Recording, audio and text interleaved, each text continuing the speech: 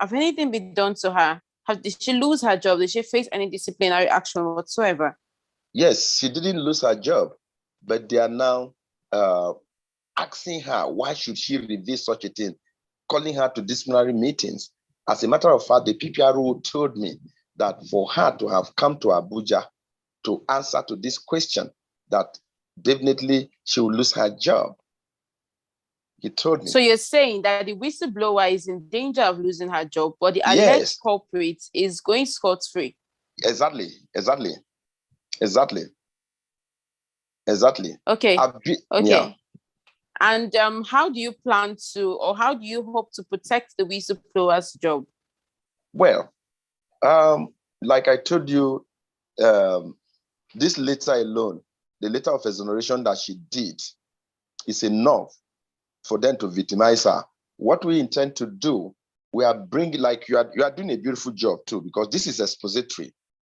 With this now, the world will know. We are writing to the Minister of Health tomorrow or next tomorrow to let him know that this is what is happening. We are copying Mr. President and every other special assistant to the president for them to know and rescue this country from this kind of persons. What are the implications that you foresee if this misconduct is not handled properly? What are the implications that you think might occur at this hospital? Obviously, you and I, and like every other Nigerian, is at risk. What it means is that people who are not professionals, but in the disguise of it, are the one administering health advice and the rest. The implication of that is doom, is death, is calamity. Now, I have not asked you this. The two people that allegedly wrote these exams at the hotel, are they currently working at this hospital also? Good. They are not. One of them work with the a local government in Lagos. He works with the local government in Lagos under the health sector. In fact, he's in control of everything health in that local government. Then that is Akingbemi Samuel. Whereas Oladejo Bola works with the Federal Ministry of Health. As I talk to you, currently she's the registrar, West African Health Examination Board, Yaba, Lagos. West African, are you getting me? West African Health Examination Board. She wrote her own exam. She's the registrar. That is to tell you that she's selling other examination paper. Please, I want to emphasize this. She's the registrar, West African Health Examination Board, Yaba, Lagos. And as a registrar, that is a very big appointment. She's writing her own exam, entry exam in a hotel room. Do you know the implication of that? Okay, remember that you can join us on this conversation simply by raising up your digital hand, and I'll try to accommodate as much questions and comments as possible. Our time is fast spent, so if you're going to comment or if you're going to make a suggestion or a question, I'd advise you do that now because we are rounding up. Now, just before we maybe get a participant or two, before we let you go, do you have anything to say about this topic? What do you hope to achieve with this media exposure? Beautiful. Please, I will come to this answer, a question you asked, but Dr. Samuel Akingbehim is in Iru local government area, Victoria Island, Lagos. You understand? That is one of the persons that wrote the exam. What do I intend to achieve? Let me come back to that question with this social media exposure. You see, if not for anything, posterity will judge that some few good men came out to speak. That is one. But paramountly, I think that by the time this is let out, as we're doing, maybe the minister actually spoke to the chief medical director who coordinates all CMDs in the country.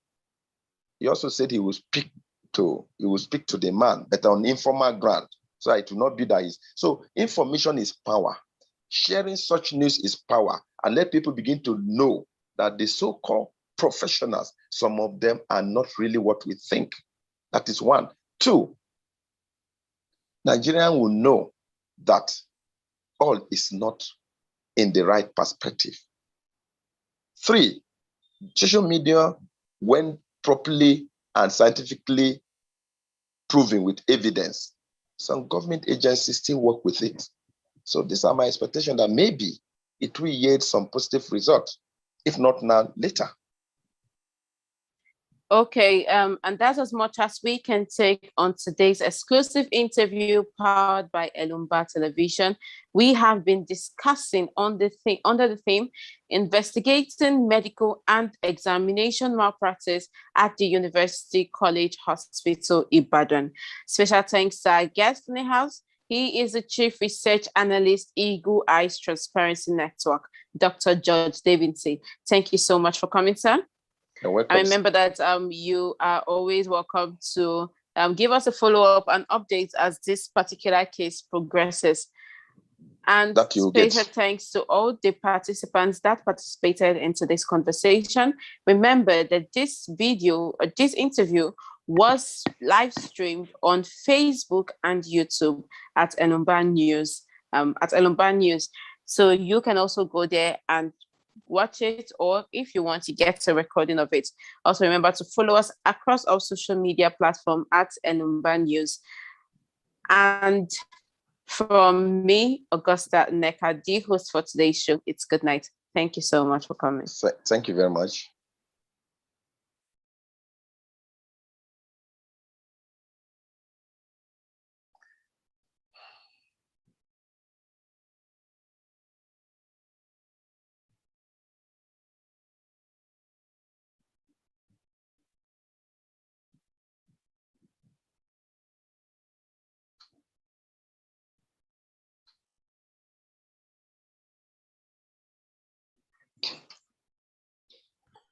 Dr. Davidson, I wanted to call you earlier to commiserate with you on the... Let me stop the last 3 minutes. Just 1 second. Okay.